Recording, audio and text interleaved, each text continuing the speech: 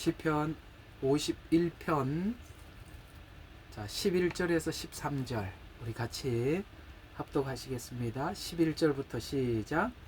주의 면전에서 나를 쫓아내지 마시고 주의 거룩한 영을 내게서 거두어 가지 마소서. 주의 구원의 기쁨을 내게 회복시키시고 주의 자원하는 영으로 나를 붙드소서. 그리하면 내가 범법자들에게 주의 길을 가르치리이다. 죄인들이 주께로 돌아오리이다. 아멘.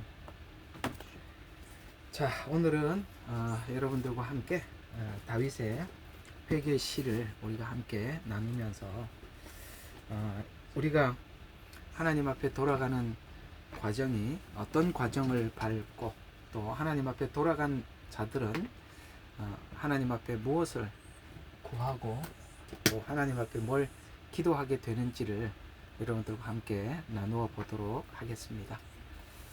자, 오늘 51편에 보게 되면 그 앞에 10절부터 연결을 좀 하면 좋습니다.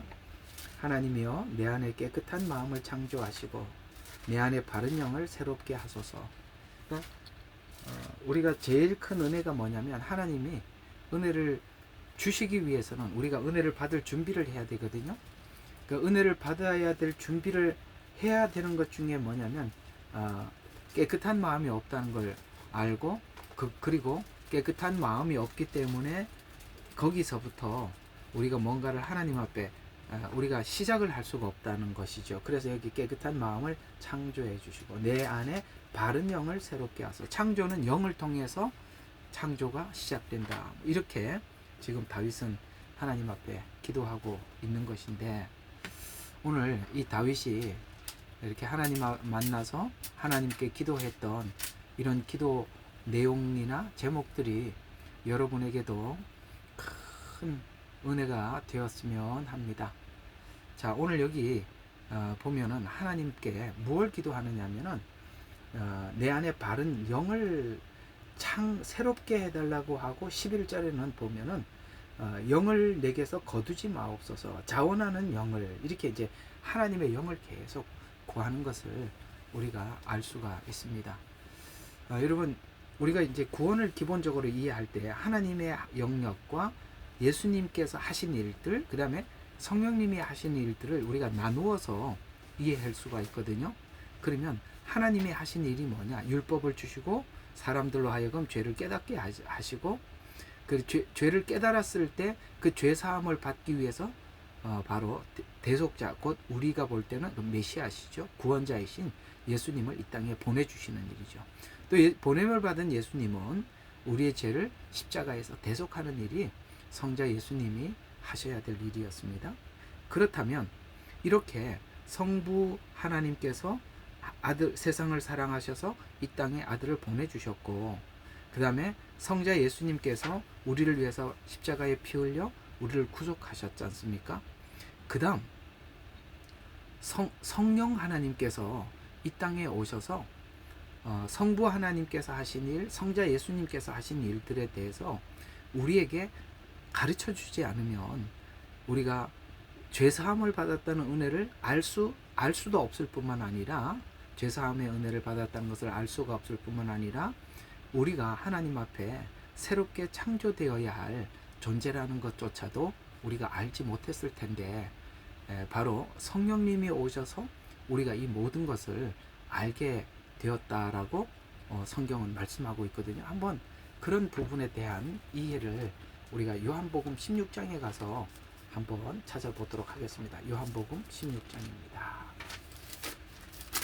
우리가 굉장히 좀 난해하고 그러니까 하나님의 신성에 관한 그러니까 우리 인간이 질문할 수 있는 그러니까 우리 인간이 인간으로서 인간 대 인간으로서 설명하고 질문하는 내용들은 대부분 서신서에 기록되어 있지만 결국에는 모든 서신서들은 그러니까 사람이 사람에게 물론 모든 성경이 사람이 써서 사람에게 전달하는 축자 영감이지만 그 축자 영감이지만 그 중에 가장 하나님 관점에서 성경을 기록한 것이 요한복음이거든요.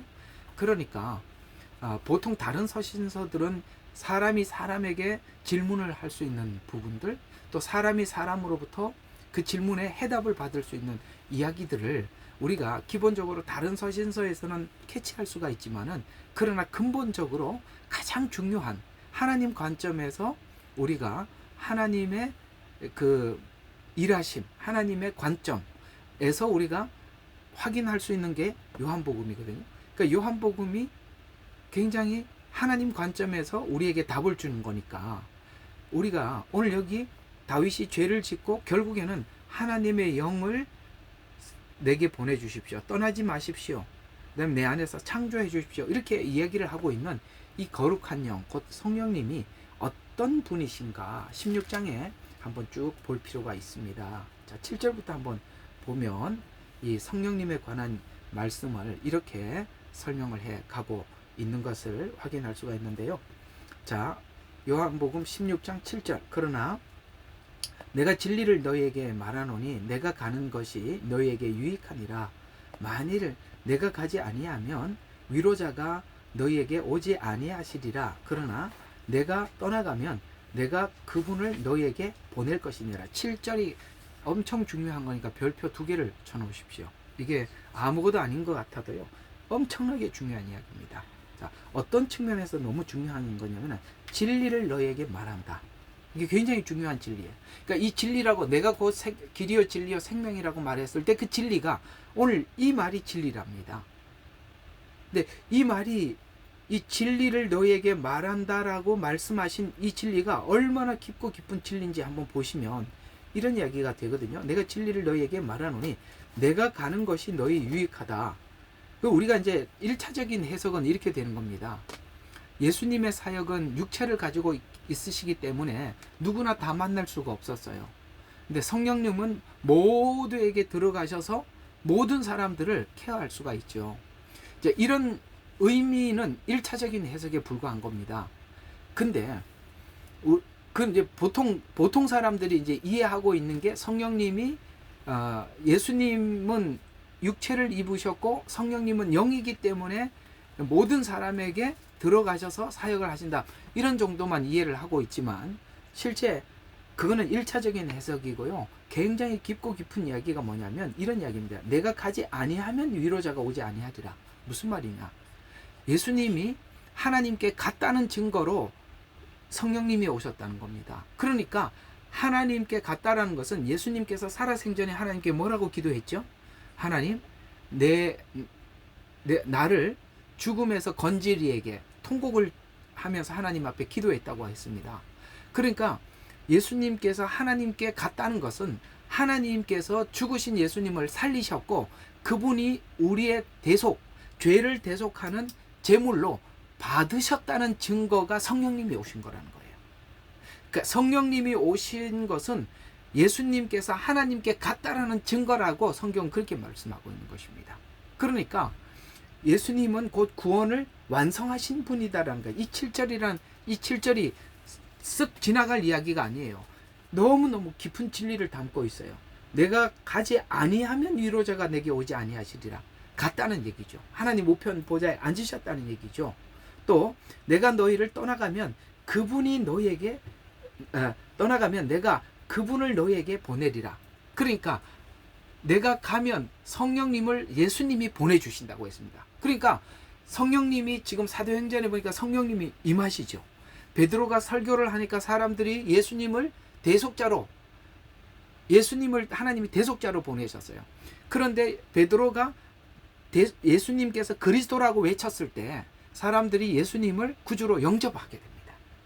영접했을 때 사도들의 눈에 뭐가 보이느냐면, 성령님이 그들에게 임하는 것을 보게 됩니다. 이건 뭘 이야기하느냐면, 예수님은 구속자라는 것도 확인하게 되고, 또 하나는 하나님께서 예수님을 받으셨다도 되고, 누구든지 예수님을 믿으면 구원을 받는다라는 모든 증거는 바로 성령님이 오신 것이고, 이 성령님이 우리 마음속에 들어오시는 거거든요. 그 7절은 바로 이 이야기가 됩니다. 자, 이렇게 보면은 성령님이 우리 안에 계신다는 것은 우리가 하나님의 자녀가 됐고 우리가 구원을 받았다는 가장 분명한 증거거든요. 그러면서 성령님이 우리 마음속에 온 사람들에게는 필연적으로 그분이 오시면 죄에 대해서, 의에 대해서, 심판에 대해서 세상을 책망하는 소리를 듣게 됩니다. 그러니까 예수를 믿지 않는 세상 불신자들은 이 소리를 듣지를 못하는데, 예수님을 구주로 영접한 사람들에게는 죄를 안 짓는다는 게 아니라 죄 앞에 가면 이것은 성령님이 분명히 구분해 준다는 거야. 얘야, 그건 하나님 말씀에 그건 죄라고 말씀하셨지 않냐. 이거는 하나님이 보실 때 의라고 말하지 않냐. 이거는 하나님 앞에 심판받을 일이라고 하시지 않으셨냐. 라고 성령님은 계속, 성령님을 받은 사람들에게는 죄에 대해서, 그 다음에 의에 대해서, 심판에 대해서 세상을 책망한대. 그 책망의 소리를 듣는데, 그래서 죄에 대해서라 하면, 자, 가장 큰 죄가 뭐라? 나를 믿지 않는. 그러니까 죄가 뭐가 아니냐면, 예수님을 안 믿는다는 이야기는 우리가 너무 단순하게 생각하면 안 돼요. 예수님을 안 믿는다는 이유는 뭐냐면, 왜 안 믿죠? 본인이 죄를 인정하지 않기 때문에 예수님을 대속자를 필요로 하지 않고 예수님을 영접하지 않는 것입니다. 그러니까 가장 큰 죄가 뭐냐? 그냥 우리가 막연하게 예수 안 믿는 거요. 맞는 이야기인데, 알고 그 말을 해야 된다는 것이죠. 본인이 죄인이라고 인정을 하지 않는다는 것입니다. 그래서 죄에 대해서라면 그들이 나를 믿지, 의에 대하여라 하면 내가 아버지께 감으로 너희가 다시는 보지 못하기 때문이라. 아버지께 감으로 라고 이야기하는 것. 아까 말씀드렸죠. 아버지께 갔기 때문에 성령님이 오셨다고 그랬죠. 그러니까 우리가 예수님을 구주로 영접해서 의롭게 된 증거로 보내주는 것이 성령님이거든요. 의에 대해서라 하면은 내가 아버지께로 감으로 너희가 나를 다시 보지 못하기 때문이라. 그러니까 죄인이 의롭게 되었다는 가장 큰 증거로 하나님이 보여주신, 확증시켜 준 것이 성령님이 이 땅에 오신 것인데, 그러니까 성령님이 오셨다는 건 우리가 의롭게 되었다라는 가장 분명한 증거다. 심판에 대해서라 하면 이 세상의 통치자가, 이 세상의 통치자는 누구죠? 예수님 십자가에 죽으셨다는 그 죽음은 이 세상의 통치자인 사단이 심판을 받았다는 것입니다. 사단이 어떻게 심판을 받았습니까? 우리 인간에게 영원한 죄와 사망의 권세를 우리에게 줬는데, 예수님께서 십자가에서 죽으시고 부활하심으로써, 부활한 그 자체가 뭡니까? 이 세상의 통치자가 심판을 받았다는 것이죠. 내가 아직도 너희에게 말한 것들이 많이 있으나 지금은 너희가 그것을 감당할 수 없으리라. 그러나 진리의 영이신 그분이 오시면 너희를 모든 진리로 인도하시리라. 자, 그분은 스스로 말씀하지 아니하시며 무엇이든지 들은 것을 말씀하실 것이요, 또 너희에게 다가올 일들을 알려줘요. 들은 것을 말씀해 주신다. 이건 뭐죠? 들은 것. 지금 예수님 입장에서는 들은 것은 뭐죠? 구약에 있는 말씀, 그 다음에 예수님 살아생전에 했던 말씀들. 그래서 예수님이 가시고 나면은 성령님이 오셔서 예수님의 이런 말을 생각나게 하는 것이죠. 구약에 있는 이 복음들도, 그러니까 들은 것, 그러니까 베드로가 성령님이 오니까 구약이 열려요. 그러니까 구약에 있었던 메시지들을 그들에게 전할 수 있었어요. 그러니까 성령님이 하시는 일들이, 구약이 열리고 예수님이 한 말들을 그러니까 성령님이 하시는 말 중에는 성경에 말하지 않는 어떤 말도 하지 않는다는 것이죠. 자, 들은 것을 하실 것이요, 또 너희에게 다가올 일들을 알려주리. 이건 뭡니까? 예언에 대해서도 알려주신다는 것입니다. 그러니까 구약과 예수님이 하신 말씀, 그 다음에 예언에 대해서도 성령님은 알려주실 것이다. 그분이 나를 영화롭게 하리니 이는 그분이 내 것을 받아서 너에게 알려주실 것임이라. 필히 아십시오. 그러니까 성령님께서 어떤 예언을 가르쳐 주든지, 성령님이 알려주셔서 성경을 강의하든지, 성령님이 가르쳐 준 말씀이 아닌 것을 우리가 배울 때 불편함을 느끼게 되는 것이죠. 아버지께서 가지신 것은 모두 내 것이라. 그러므로 내가 내 것을 가지고 너희에게 열릴 것이라고 말하였느라. 잠시 후면 너희가 나를 보지 못할 것이요, 또 잠시 후면 너희가 나를 볼 것이라. 이는 내가 아버지께로 가기 때문이라. 그때 제자 중 하나가 서로 말하기를, 잠시 후면 너희가 보지 못할 것이요, 또 잠시 후면 나를 볼 것이라. 이는 내가 아버지께로 가기 때문이라고 주께서 말씀하신 것이 무슨 뜻이냐라고 하더라. 이제 예수님 그러니까 이제 좀 이따가 이제 말씀을 드리겠습니다만, 지금 유대인이었던 제자들은 예수님께 이렇게 질문을 합니다. 이게 지금 성령님이 오신다는 거, 오시면 알려준다는 거, 이런 말들을 하나도 알아듣지 못하는데, 놀랍게도 사마리아 여인이었던 이방 여인은 그 말을 알아들어요. 그러니까 여기서도 보면 유대인들 중에 사도들이 예수님과 함께 지내면서도 지금 예수님이 하시는 이 복음이 열리질 않아요. 그런데 요한복음 4장에 가보면은 사마리아 여인은 예수님을 만나고 변화됩니다. 이건 성경이 말씀하시고 있는 대로 이방인이 먼저, 그 다음에 유대인이 나중에 열리는, 이런 의미도 이 요한복음 순서대로 보면 4장은 앞쪽이죠. 이방인이 먼저죠. 뒤쪽은 유대인들이죠. 그러니까 이런 의미도 여기에 담겨 있는 것입니다. 자, 그 다음 사도행전 2장도 그런 이야기죠. 아까 이제 성령님이 오시면 죄와 의와 심판에 대해서 말씀을 하신다고 그랬는데, 사도행전 2장에 가보면 정확하게 복음을 증거할 때 죄인이라고 생각하는 사람들은 다 예수님을 믿고 의롭게 되어서 의롭게 된 증거로 성령님이 임재하는 것을 사도들이 눈으로 봅니다만, 그러나 사도들이 복음을 전했을 때 그때 유대인들, 특히 유대의 종교 지도자들은 대부분이 예수님을 거부하죠. 그러니까 구원받을 자와 심판받을 자를 성령님이 오셔서 그걸 구분을 해주시는데, 그게 이미 하나님께서 구분될 자를 정해놨기 때문에 구분되는 것이 아니라, 이걸 아셔야 돼요. 예정을 성경은 말씀을 하실 때는 예정은 항상 이런 게 있습니다. 뭐가 있느냐면, 하나님이 예정했기 때문에 믿었다, 예정했기 때문에 안 믿었다가 아니라, 하나님은 우리 각자가 예수님을 구주로 영접하실지 안 하실지를 아셨다라는 차원에서 우리가 볼 때는 예정이지,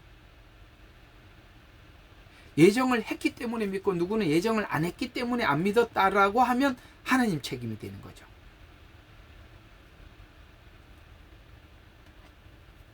그건 왜 하나님이 그렇게 하셨어요? 그건 하나님이 정하신 거고 하나님이 아시는 것입니다. 미리 아신 자들로 하여금, 이렇게 성경은 말씀, 미리 아신 자들. 자, 그 다음 계속 좀 지나가 봅시다. 로마서 8장 16절입니다. 로마서 8장 16절. 자, 로마서 8장 16절에 이렇게 말씀하고 있어요. 자, 성령님이 친히 우리의 영과 함께 우리가 하나님의 자녀임을 증거하시거니와, 자녀임은 또 상속자들이요 하나님의 상속자들이요 그리스도와 함께 공동 상속자들이니, 우리가 그와 함께 고난을 받는 것은 함께 영광도 받게 하려 함이라. 아멘. 그렇습니다. 우리가 종의 영을 받지 않고 양자 되는 영을 우리가 받았기 때문에 하나님을 아버지라고 부르게 되고, 그 다음에 성령님이 친히 우리의 영과 함께 우리가 하나님의 자녀임을 증거하신다라고 말씀하셨습니다. 그렇습니다. 예수님을 만난 사람들은 누구나 다 압니다. 오늘 여기 시편 51편에 보니까 다윗이 죄인이라는 걸 하나님 앞에 고백하게 되고, 죄인이라는 걸 고백한 자들에게 하나님의 영을 보내주신다는 것을 알게 되고, 하나님의 영을 다윗은 받아들이게 되고, 그 다음에 그 하나님의 영을 통해서 자기가 새롭게 되기를 하나님 앞에 구하고, 이런 일련의 이 과정들이 특별한 사람들에게만 있는 것이 아니라 누구나 받았던 하나님을 만난 사람들에게 당연히 있을 수밖에 없는 이런 과정이라고 51편이 하나님을 만난 사람들의 그 만남의 전체 과정들을 잘 설명을 해주고 있는 것입니다. 또 에베소서 1장을 한번 가보면 13절과 14절에 이렇게 증언을 하고 있습니다. 에베소서 1장 13절 14절을 보면, 그분 안에서 너희도 진리의 말씀 곧 너희 구원의 복음을 듣고서 그분을 신뢰하였나니 또 너희가 그분을 믿고서 약속의 성령으로 인치심을 받은 것이라. 이는 값주고 사신 그 소유를 구속하기까지 우리의 유업의 보증이 되어 그의 영광을 찬양케 하려 함이라. 보십시오. 그분 안에서 너희도 진리의 말씀 곧 너희 구원의 복음을 듣고서 그분을 신뢰하였으니 또 너희가 그분을 믿고서 자 성령님으로 이제 자 성령님을 받은 과정을 한번 보라는 거예요. 13절. 자 하나하나 뜯어서 봐요. 자 예수님 안에서 우리가 진리의 말씀을 받았어요. 진리의 말씀을 받을 때는 예수님의 말씀으로 예수님 말씀 안에서 그 진리의 말씀을 우리가 받게 되는 것입니다. 이게 다 지금 나단 선지자를 통해서 죄를 지적을 받았지요. 하나님의 말씀을 받았어요. 그리고 구원의 복음을 듣고서 우리가 찾아가서 한 게 아니라 하나님이 다 이루신 것을 사람을 통해서 우리에게 알려주셨고 우리가 듣고서 그분을 신뢰했다는 거예요. 거기에 우리가 하나님 앞에 반응을 한 게 신뢰예요. 그걸 보고 믿음이라고 표현하는 거예요. 근데 이 믿음이라는 표현이 이렇게 너무 광범위하다 보니까 오늘 킹제임스 성경이 설명을 잘해주고 있는 겁니다. 진정한 믿음은 그분을 신뢰하는 것이라고 이야기합니다. 신뢰했으니 너희가 그분을 믿고서 그분 안에서라고 말하다가 끝에 가서 다시 뭐라고 합니까? 그분을 믿고서라고 말씀하고 있고 약속의 그 성령으로 인치심을 받은 것이라. 요게 13장이요. 사도행전 전체 내용을 압축해 놓은 겁니다. 이런 형태로 모두가 듣고 신뢰하고 영접하고 구원을 받았거든요. 그래서 성령으로 인치심을 받았어. 이는 값주고 사신 그 소유를 구속하기까지 우리의 유업의 보증이 되사 유업의 보증이 되는 것이 성령님이라고 말씀하고 있습니다. 마지막 때가 되면 예수님이 이 땅에 재림하실 때 귀 있는 사람들은 성령이 교회에게 하는 말을 들게 될 것입니다. 성령님 하나님의 영이 있는 사람들은요 주님께서 하시는 말씀을 듣게 되어 있어요. 마지막 때 하나님의 음성을 듣게 되어 있다는 것입니다. 성령님이 우리 마음속에 있다는 것은 하나님의 구원의 보증이라는 거예요. 하나님의 영은 그렇게 소중한 것입니다. 그래서 다윗의 범죄를 통해서 성령님의 도움이 필요로 함을 증명하는 이유는 구원은 단지 뭐냐면 죄를 씻는 정도가 아니라 자신을 깨끗게 하는 것을 발견하는 차원에서 중요하다. 자, 그래서 오늘 여기 다윗이 하나님의 영을 내 마음속에 주십시오. 그리고 나를 새롭게 해주십시오. 이렇게 기도했던 그 기도가 자 다시 에베소서 금방 안 옮기셨죠? 그대로 펴져 있죠? 자 한번 보십시오. 12절을 보십시오. 자 이런 말 이렇게 돼 있어요. 자 12절 보세요. 이는 먼저 그리스도를 믿었던 우리로 그의 영광을 찬양케 하려 함이라. 그의 영광 어떤 영광일까요? 하나님이 세상을 사랑한 영광, 아들이 우리를 위해서 십자가에 죽으신 영광, 성령님께서 우리에게 탄식하는 그분의 영광을 우리가 하나님께서 우리에게 하신 모든 은혜를 그 영광을 찬양케 하려고 우리를 구원하셨대요. 그리고 다시 그걸 이제 13절에는 구원의 과정을 쭉 설명을 하다 14절에 또 한 번 못을 박아요. 그 영광을 위해서 자 그러면서 이는 값주고 사신 그의 소유가 되기까지 유업의 보증이 되게 하사 그 다음에 또 뭐라고 이야기하죠? 그 앞에 있었던 그의 영광을 찬양케 하려 하심이라는 말을 또 해요. 그의 영광을 찬양케 하려 하심이라 또 이야기를 해요. 이게 뭐냐면 오늘 다윗이 기도했던 자 다시 51편으로 가요. 중요한 이야기입니다. 자 51편 다시 한번 봐요. 지금 이런 구도 안에서 다윗이 하나님 앞에 기도한 기도기 똑같습니다. 자 19절부터 한번 쭉 봐요. 자 나로 기쁨과 즐거움을 듣게 하소서. 주께서 꺾으신 뼈들이 즐거워하리다. 나의 죄들로부터 주의 얼굴을 가리소서. 나의 모든 죄악들을 지워버리소서. 자 이건 뭡니까? 칭의라고 했죠. 지워버리소서. 하나님이여 내 안에 깨끗한 마음을 창조하여 성화라 그랬죠. 내 안에 바른 영을 새롭게 창조하소서. 그 다음에 내 안에서 주의 면전에서 나를 쫓아내지 마시고 주의 거룩한 영을 내게서 거두지 마소서. 주의 구원의 기쁨을 내게 회복시켜 자원하는 영으로 붙드소서. 이렇게 쭉쭉쭉 기도하는 모든 기도가 뭡니까? 하나님의 구원의 영광을 찬양케 하려 합니다. 무슨 말이냐? 우리가 하나님 앞에 새롭게 되고 변화되는 그 변화 자체가 뭐냐면 하나님의 영광을 찬양케 하는 거예요. 하나님의 영광을 찬양하려면 12절에 보면 11절에 보면은 12절에 보니까 주의 구원의 기쁨을 회복시켜야만이 그게 가능하다는 게, 이게 무슨 말이에요?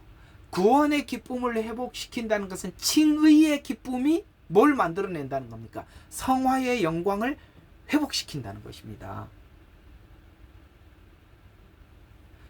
늘 말씀드렸던 그 내용과 오늘 구약에 있었던 51편의 기도와 에베소서의 말씀 똑같은 구도로 성경은 설명을 하고 있습니다. 그래서 여러분들과 저의 변화와 새로움은 하나님의 영이 우리 마음속에 들어오셔서 주님을 만나서 구원받았던 그 즐거움이 우리 가운데 회복되지 않으면 결코 우리는 성화로 다가설 수가 없는 것입니다.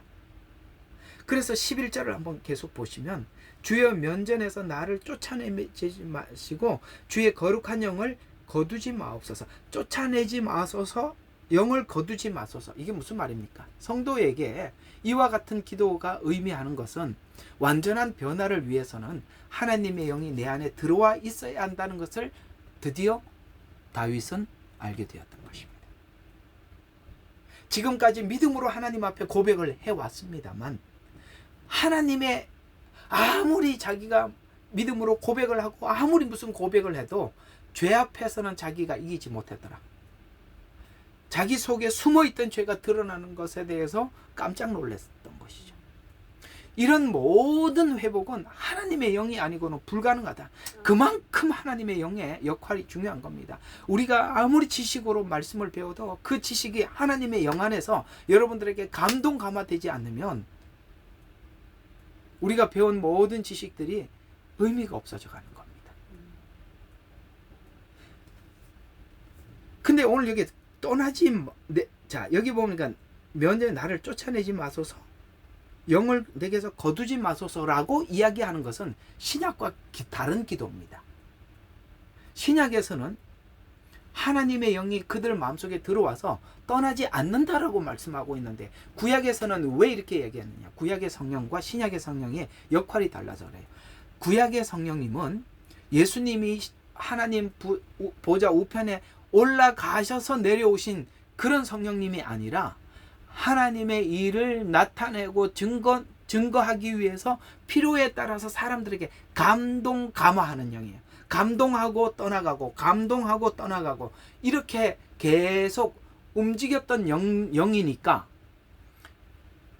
구약의 성령님은 필요에 따라서 내주 또는 떠남을 반복하였습니다. 그러나 죄들로부터 완전히 분리되기 위해서는 성령님께서 내 안에 거주해야 함을 인지하는 것입니다. 영을 거두지 말아야 한다. 왜냐하면 영이 떠나면 나는 죄의 지배를 받는다는 것을 잘 알고 있기 때문에. 왜요? 다윗은 왜 이런 기도를 할까요? 저번에 말씀드렸잖아요. 사울이 악령이 역사할 때 그가 어떤 사람으로 변화되었는지, 어떤 사람이었는지 다윗은 보았고, 자신도 밧세바와 간음했던 자신을 본 다윗은 사울이 스스로 죄로부터 떠날 마음이 없었기 때문에 51편과 같은 자리에 오지 못했어요.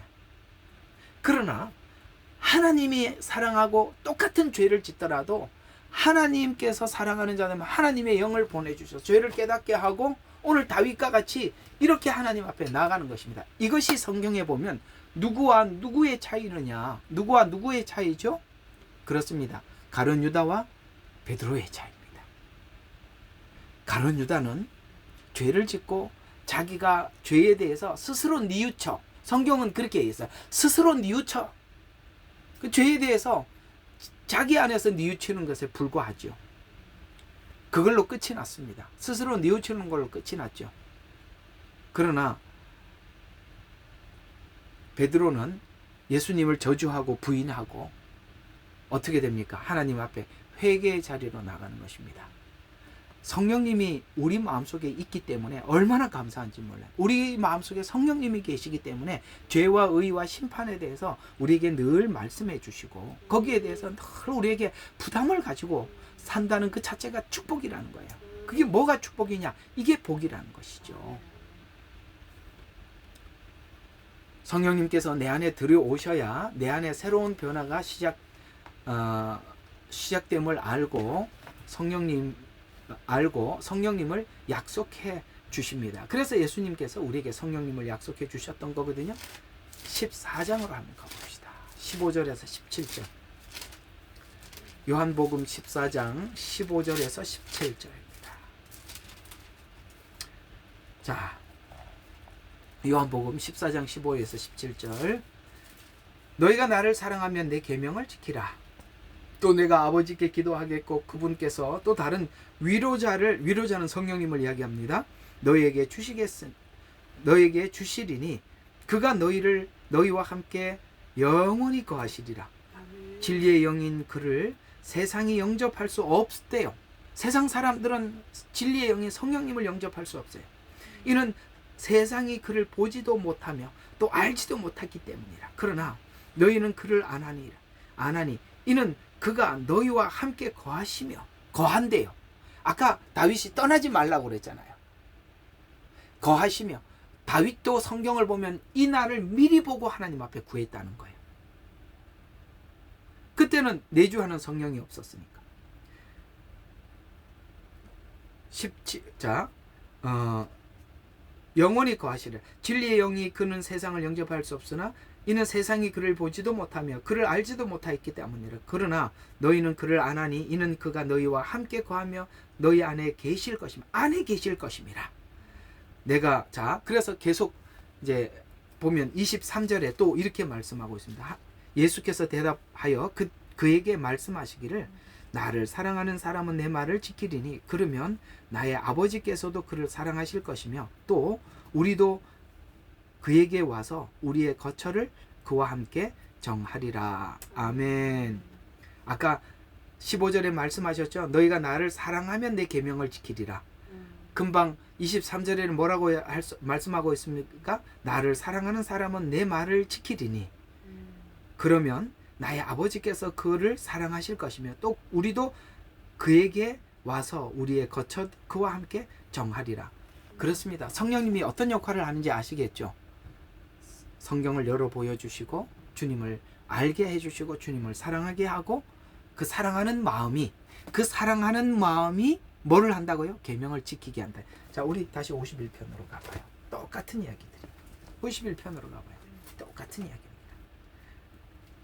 자, 여기 보면 12절에 주의 구원의 기쁨을 내게 회복시키시고 주의 자원하는 영으로 나를 붙드소서. 아멘.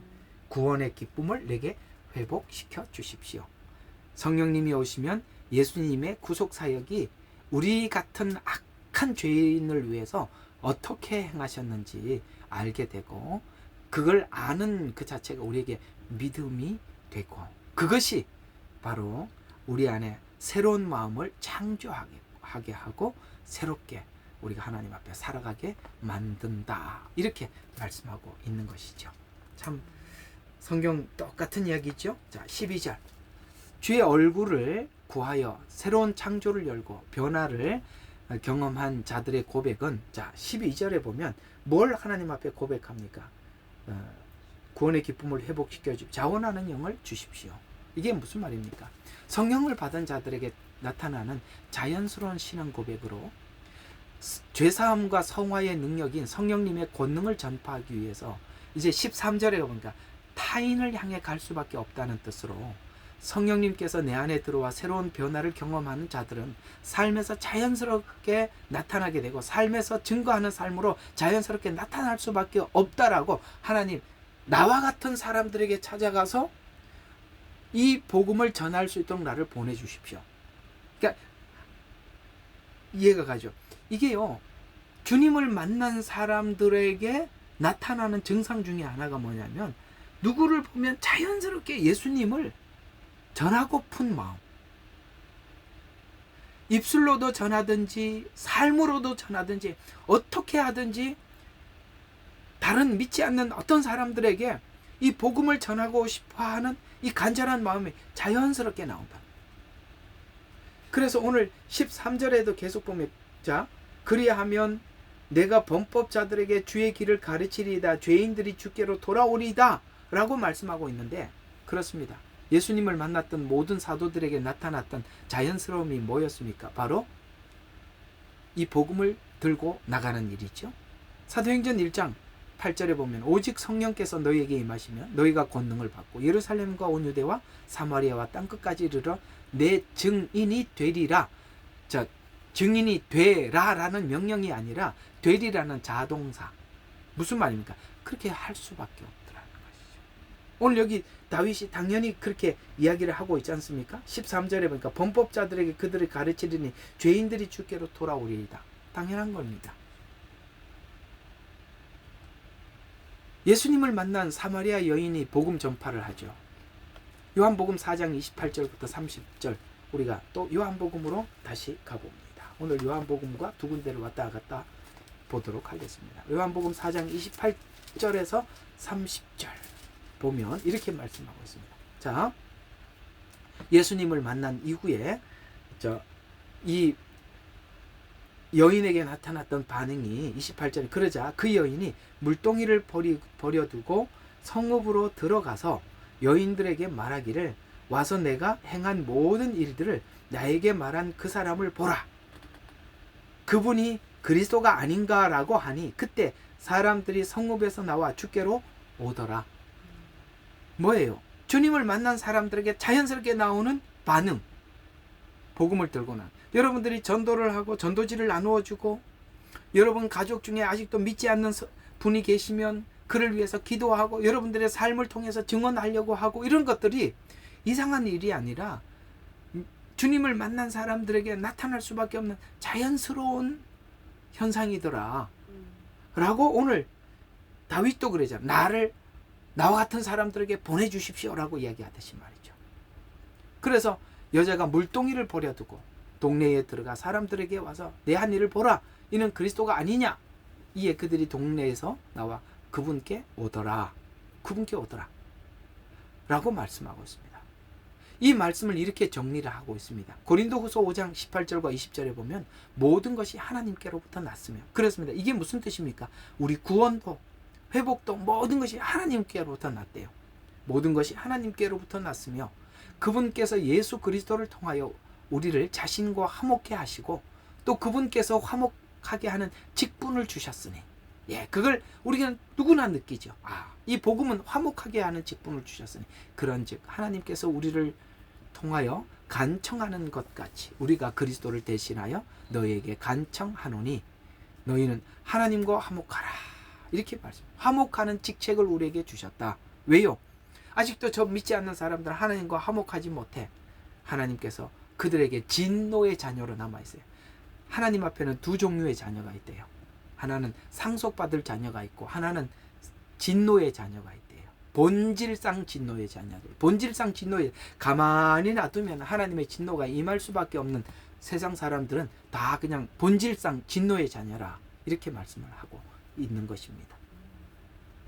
그 다음 이렇게 말씀해요. 자원하는 영으로 나를 붙드소서. 자신이 경험한 것이 모두 자원하는 반응으로 나타났다. 이 지적은 너무나도 중요한 지적이죠. 그렇죠? 자원하는, 복음을 전하는 것, 자원하는 마음. 새롭게 변화되는 것, 자원하는 마음. 이게요, 이게 진짜 복음이거든요. 근데 이 자원하는 마음을 가질 때까지 복음을 전하고 사람들이 자원하는 마음으로 하나님 앞에 헌신하고 그걸 기다리기까지가 굉장히 어렵지만은 이게 복음이에요. 어쩔 수 없어요. 자원하는 영으로 나를 붙드소서. 그래서 오늘 이 하나님의 영이 임했을 때 이런 자원하는 마음이, 그러나 우리가 뭘 어떻게 하나님 앞에 헌신해야 됩니까? 라는 교육을 받는 것은 다른 이야기지만, 그러나 그것을 하느냐 마느냐는 자원하는 마음으로 하셔야 되는 것입니다. 성령님은 그렇대요. 자원하는 마음으로 하게 하신대요. 성령님의 사역은 은혜를 알고 열어주는 사역으로, 은혜가 열리면 신자의 삶이 자원하는 행위로 열매가 나타난다. 자원하는 변화의 열매는 기쁨과 즐거움이 있고, 기쁨과 즐거움의 변화가 내면의 깊은 변화를 이끌어가기 때문입니다. 그래서 겉의 변화는 강제적인 변화지만 내면의 변화는 진정한 변화라고 고린도후서 3장 17절에 보면, 주께서 그 영이시니 주의 영이 계신 곳에는 자유가 있다. 이게 자유의지 안에서 하나님 앞에 봉사한대요. 그래서 자원하는 영, 이해가 가시죠? 우리는 이렇게 사람들이 잘 안 바뀌고 뭔가 안 되면은 자꾸 이렇게 푸시를 해서 그걸 빨리빨리 하려고 그렇게 애를 쓰고 막 그렇게 하시는데, 그건 결국에는 어느 시간이 되면 교만으로 나타나든지 그게 뭔가 부작용이 반드시 나타나게 돼 있어요. 하나님의 영이 임했을 때 하나님이 주시는 감동에 의해서 행하는 모든 것들은 진짜 자원하는 마음으로 나타난다고, 그렇게 자유가 있느니라. 주의 영이 계신 곳에는 자유가 있다. 자유의지 안에서 하나님 앞에 순종한대요. 그래서 성령께서 역사하시는 곳에는 억지가 아닌 자유하는 순종이 있다라고 말씀을 하고 있습니다. 빌립보서 2장 13절에도 너희 안에 행하시는 이는 하나님이시니 그분의 기쁘신 뜻에 따라 너희로 하여금 뜻을 두고 행하게 하시니라, 이렇게 말씀하고 있습니다. 자, 우리 13절까지만 오늘 조금만 더 하고 마치도록 하겠습니다. 자, 13절은 복음을 체험한 사람들이 복음을 전파했을 때 같은 형편에 있는 사람들이 돌아오더라. 이게 무슨 뜻입니까? 복음을, 그러니까 오늘 여기 14절을 보면 이런 말씀을 하고 있는 것을 보고 있습니다. 자, 13절을 보면 14절입니다. 이게 13절입니다. 이게 왔다 갔다 하죠. 자, 그리하면 내가 범법자들에게 주의 길을 가르치리니 죄인들이 주께로 돌아. 여기서 말하는 범법자들은 누굴까요? 다윗이 어떤 죄를 범했죠? 예, 밧세바와 간음하는 죄를 범했습니다. 오늘 여기 복음을 체험한 사람들이 복음을 전파했을 때 같은 형편에 있는 사람들이 돌아오더라. 나와 이렇게 그래서 나를 그런 사람들에게, 범법자들에게 주의 길을 가르치겠습니다라고 다윗이 그렇게 하나님 앞에 고백을 한 것은, 오늘 요한복음 4장에서도 보면 사마리아 여인의 이 외침은 정말 거기 있는 많은 사람들이 주님 앞에 돌아오더라. 그러니까 하나님께서 사마리아에 있던 그 죄인 여인은 모두가 알고 있는 죄인들이에요. 또 예수님이 이 땅에 오셨을 때 예수님 찾아가셔서 구원하신 자들도 모두가 알고 있는 죄인들이었습니다. 마태, 모든 사람들이 세리장으로서 그가 얼마나 세금을 착복을 하고 세리들은 죄인 중에 죄인이라고 모두 공개적으로 알고 있었던 사람들이에요.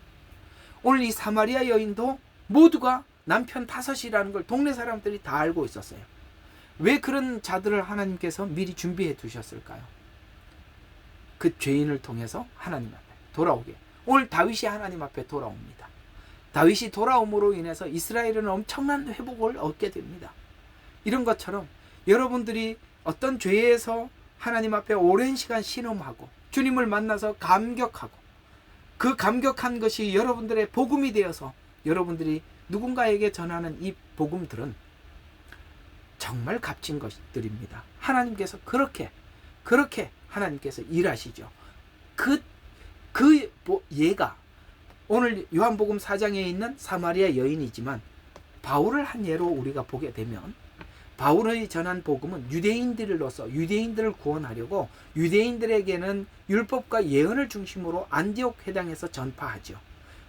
사도행전 13장 16절과 41절 전체를 보면 놀랍게도 이 바울이 전한 복음을 보면 이스라엘이 하나님께서 어떻게 선택을 했는지 아브라함을 부르시고, 그 다음에 아브라함, 이삭, 야곱 이야기, 그래서 하나님께서 출애굽은 이야기, 그래서 이스라엘을 어떻게 선택했는지, 그 선택한 이스라엘 하나님이 어떻게 구속의 역사를 이끌어 왔는지 그걸 강조해서, 그 다음에 출애굽의 의미를 40년 광야 생활에 하나님께서 어떻게 보호해 주셨는지, 또 가나안 땅을 어떻게 주셨는지, 사사시대와 왕정시대와 이스라엘을 이해하는 측면을 설명을 해서 다윗을 통해서 메시아가 나셨다고 쫙 일장연설을 하잖아요.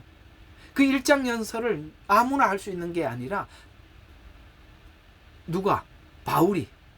그가 유대인들로서 그 지난날에는 율법주의자였어요.